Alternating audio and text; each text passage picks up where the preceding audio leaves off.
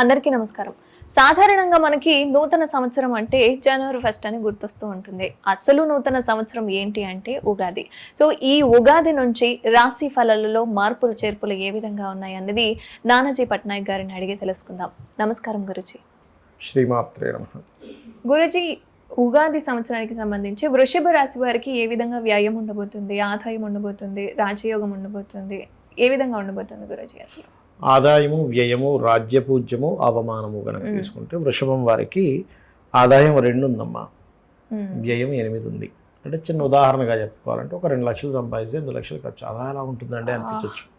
Credit cards వాడాలి, ఇట్లాంటివి చూపిస్తున్నాయని చెప్తుంది. కానీ ఇది ఇలాగే ఉంటుందా, మార్చుకోవచ్చా మనం దీన్ని అంటే ఖచ్చితంగా మార్చుకోవచ్చు అని చెప్తుంది శాస్త్రం. ఎందుకంటే ఇది ఓన్లీ ఈ ఆదాయ వ్యయాలు వీటిని మార్చుకోలేమని ఏం లేదు. ఎందుకంటే మన జన్మజాతకంలో అద్భుతమైన ధనయోగం నడుస్తుంది అనుకోండి, అది దీన్ని డామినేట్ చేస్తుంది. అయితే ఇప్పుడున్న దాన్ని ఎలా మార్చుకోవచ్చు, దీన్ని ఆదాయం ఎలా పెంచుకోవచ్చు అంటే వృషభానికి 2వ అధిపతి బుధుడవుతాడు, బుధరాశుల్లో కేతు ఉన్నాడు. అందుకని ఏమిటి, గణపతిని ఆరాధించడం ద్వారా లేదా విష్ణు సహస్రనామాలు చేయడం ద్వారా, లేనట్లయితే ఓం సంపత్కరీ సమారూఢ సింధుర వ్రజ సేవితాయ నమః అనే నామస్మరణ చేయడం ద్వారా పెంచుకోవచ్చు. ఓకే, వ్యయం ఎలా తగ్గించుకోవాలి?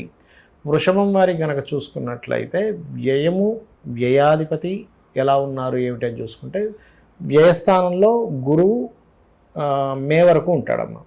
మే తర్వాత రాశిలోకి వస్తాడు గురువు. సో రాశిలోకి వస్తున్నందుకు ఏంటి, లాభాధిపతి రాశిలోకి వచ్చినట్టే. కాబట్టి మే నుంచి వ్యయంలో ఉండే గ్రహం కూడా మారుతుంది. కాబట్టి అంతగా భయపడాల్సిన పని లేదు. అయితే ఈ వ్యయంలో ఉండే గ్రహం వస్తున్నందుకు వ్యయం తగ్గాలి అంటే ముఖ్యంగా వీళ్ళు కందులు దానంగా ఇవ్వడం, శనగలు దానంగా ఇవ్వడం ఇస్తే కూడా వ్యయం తగ్గుతుంది. ఇక రాజ్యపూజ్యం అవమానంగా తీసుకున్నట్లయితే రాజ్యపూజ్యం 7, అవమానం 3. So no problem. అంటే మనల్ని మెచ్చుకునే వాళ్ళ సంఖ్య 7 ఉన్నారు. మనం ఏ చిన్న తప్పు చేస్తే పట్టుకొని మనల్ని అవమానిద్దామనే వాళ్ళ సంఖ్య 3 ఉన్నారు. కాబట్టి 7, 3 నో ప్రాబ్లం, బ్యాలెన్స్ అయిపోతుంది. ఇక మిగతా అంశాలు చూసుకుంటే వృషభం వారికి ఈ మే మాసం నుంచి ఎప్పుడైతే గురువు రాశిలోకి వస్తాడో, పంచమంలో కేతు ఉన్నాడు ఈ సంవత్సరం మొత్తం కూడా, లాభంలో రాహువు, దశమంలో శని. అయితే ఇది 1 by 1 చూసుకుంటే గురువు ఎప్పుడైతే రాశిలో ఉన్నాడో ఇది కొంచెం ఏంటంటే పీస్ ఆఫ్ మైండ్ ఒక పక్క ఇస్తూ, ఒక పక్క కొన్ని కొత్త బాధ్యతలు కూడా తెచ్చిపెడుతుంది. ఇది దీనివల్ల ఒత్తిడి అనేది ఉంటుంది.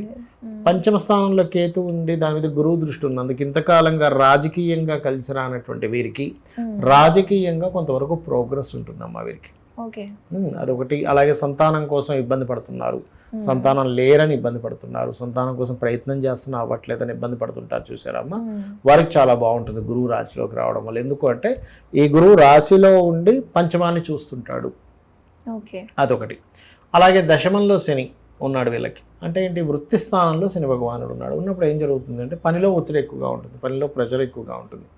ఇది ఒకటి ఉంటుంది తప్పితే మరొకటి ఏమీ కాదు, మనం ఏమి ఇబ్బంది పడాల్సిన అవసరం లేదు. ఓకే, ఇక మరొక విషయం ఏంటంటే ఇక్కడ దీంతో పాటు కొత్తగా ఏమైనా సరే మే నుంచి వీళ్ళకి ఏంటంటే కొత్తగా అగ్రిమెంట్స్కి కానీ లావాదేవీలకు కానీ బాగుంటుంది. కొత్తగా ఏదైనా కొత్త అగ్రిమెంట్ చేసుకున్నప్పుడు చాలా బాగుంటుంది అని మనం చెప్పుకోవచ్చు, దానికి ఇబ్బంది ఏం లేదు. అండ్ అలాగే మరొక విషయం ఏంటంటే ఇక్కడ చూసుకున్నట్లయితే వీరికి మరి ఏ విషయంలో ఇంకా బాగుంది, వివాహ సంబంధించిన విషయంలో మే మాసం నుంచి బాగుంది చెప్పాలంటే. ఒక సంవత్సరం పాటు ఈ మే నుంచి నెక్స్ట్ మే వరకు కూడా వివాహం ఎవరైతే చేసుకోవాలని ప్రయత్నం చేస్తుంటారో వాళ్ళకి చాలా చాలా బాగుంటుంది, అందులో ఎటువంటి సందేహం లేదు. అలాగే రుణాలు లభిస్తాయి, లోన్స్ కోసం ట్రై చేస్తుంటారు కదా, లోన్స్ లభిస్తాయి. అలాగే డబుల్ ట్రాన్సిట్ అంటారు. డబుల్ ట్రాన్సిట్ అంటే శని గురువులు ఇద్దరు కూడా ఒక భావాన్ని చూసినప్పుడు ఆ భావం ఫలకృతం అవుతుంది. అది ఏ భావాన్ని చూస్తుంది శని గురువులు కలిసి అంటే, ఒకటి వివాహ భావాన్ని, రెండవది గృహ వస్తు వాహన భావాన్ని, ఎడ్యుకేషన్ రిలేటెడ్ హౌస్ని సూపరుస్తున్నాయి 2 కూడా. అంటే ఏమిటి, వీళ్ళకి ఎడ్యుకేషన్ విషయంలో బాగుంది, గృహ విషయంలో బాగుంది, ఈ సంవత్సరం వివాహ విషయంలో బాగుంది. కాకపోతే కొంచెం వర్క్ విషయంలో స్ట్రెస్ మాత్రం ఎక్కువగా ఉంటుంది. ఇంపోర్ట్ ఎక్స్పోర్ట్ చేసేటువంటి వారికి, ఆన్లైన్లో బిజినెస్ చేసేటువంటి వారికి కూడా చాలా బాగుంటుంది అనేటువంటిది మాత్రం బలంగా చూపిస్తుంది. కాకపోతే ఏంటంటే మే లోపల ఫ్రెండ్స్ వల్ల కానీ, షేర్ మార్కెట్ రిలేటెడ్ విషయాల్లో కానీ, ప్రేమ వ్యవహారాలకు సంబంధించిన విషయాల్లో కానీ కొద్దిగా జాగ్రత్తగా ఉండాలి. మే లోపల ఒకసారి జాగ్రత్తగా ఉండాలి. నెక్స్ట్ వచ్చేసి మిడిల్ ఆఫ్ ది అక్టోబర్ నుంచి ఒక 4.5 months విషయంలో రాజకీయము, ప్రేమ వ్యవహారాలు, ఫ్రెండ్స్ విషయంలోని, షేర్ మార్కెట్ విషయంలోని ఖచ్చితంగా జాగ్రత్తగా ఉండాలి వీళ్ళు. ఉంటే కనుక అన్ని విధాలా బాగుంటుంది.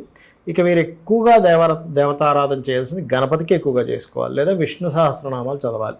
చదివినట్లయితే అన్ని విధాలా బాగుంటుంది వీరికి. గురూజీ, క్రోధినామ సంవత్సరం అని అంటూ ఉంటారు కదా, అంటే రాశి ఫలాల్లో కాకుండా ఆధ్యాత్మికంగా కావచ్చు, సాంస్కృతికంగా కావచ్చు, క్రీడలలో కావచ్చు, బయట ఏ విధంగా ఉంటుంది గురూజీ అసలు? ఒకటేనమ్మా, ఈ క్రోధినామ సంవత్సరానికి ఎవరు రాజు అంటే కుజుడు రాజు అయ్యాడు ఈసారి. ఈ సంవత్సరం రాకముందే మనం ఆల్రెడీ జనవరిలోనే ప్రిడిక్షన్ చేసాం. ఏంటి అంటే జనవరి, ఫిబ్రవరి ఆ మాసం నుంచి కొన్ని పేలుళ్ళు కావచ్చు, లేకపోతే అగ్నికి సంబంధించినవి కావచ్చు. ఎందుకంటే కుజుడు, శని, రవి కలుస్తున్నారు. రవితో శని కలిసిన, కుజుడు కలుస్తున్నా, మీకు ఎందుకు ఈ మార్చి మాసం నుంచి, ఫిబ్రవరి మార్చి మాసం నుంచి పెరుగుతూ ఉంటాయి. ఎందుకంటే మీరు ఈ కుజశని కలయిక ఎలాంటిదంటే అమ్మా, హీరోసీమా నాగసాకి జపాన్ మీద వేసిన బాంబు, అప్పుడు కూడా ఏంటంటే ఈ కుజర్ శనులు కనెక్టివిటీస్ ఉంటాయి.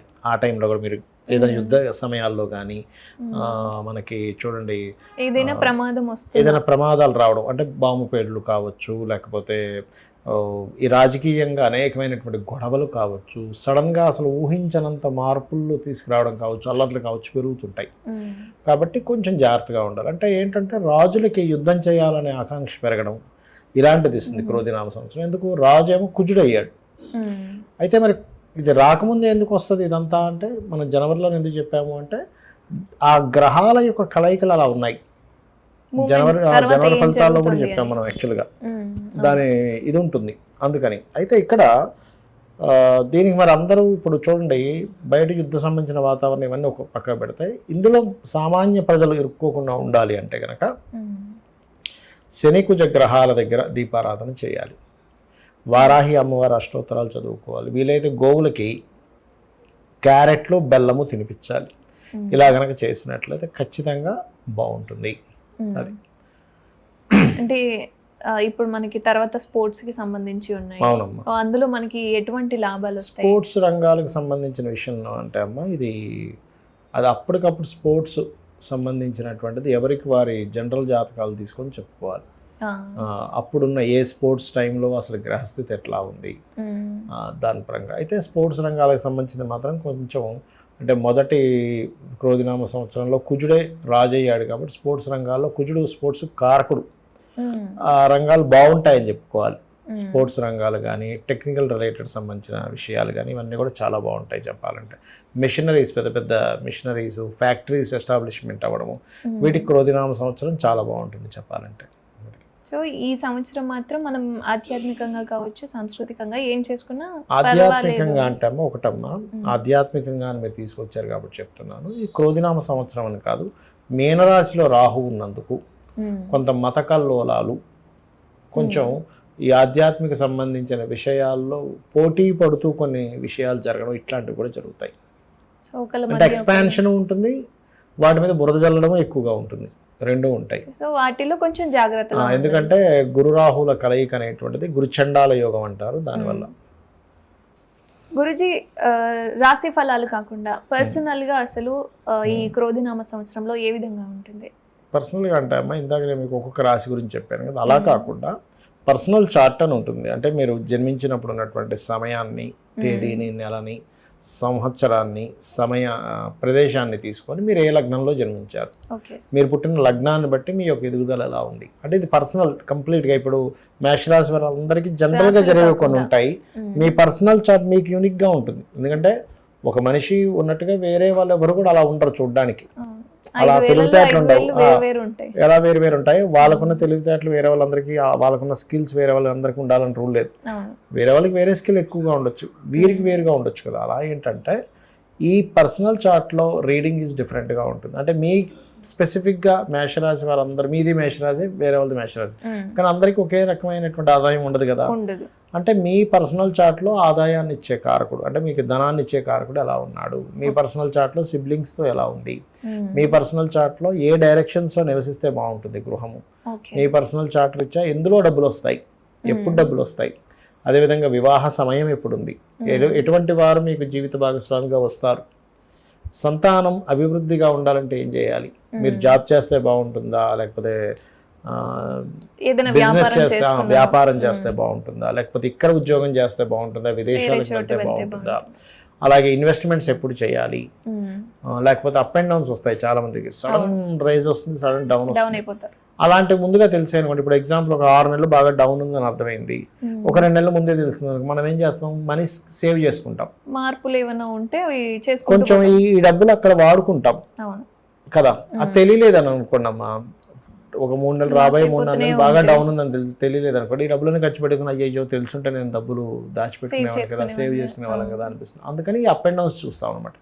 ఈ రకంగా ఏంటంటే మీ పర్సనల్ చార్ట్లో పర్టికులర్గా ఏ దశ నడుస్తుంది, ఆ దశ మీకు యోగిస్తుందా లేదా, యోగించాలంటే ఏం చేసుకోవాలి, ఏ రత్నం పెట్టుకోవాలి, ఎవరిని ఎక్కువగా ఆరాధిస్తే మీరు రుణరోగ శత్రువు నుంచి బయటపడతారు, అన్నీ కూడా మీ పర్సనల్ చార్ట్లో ఉంటుంది.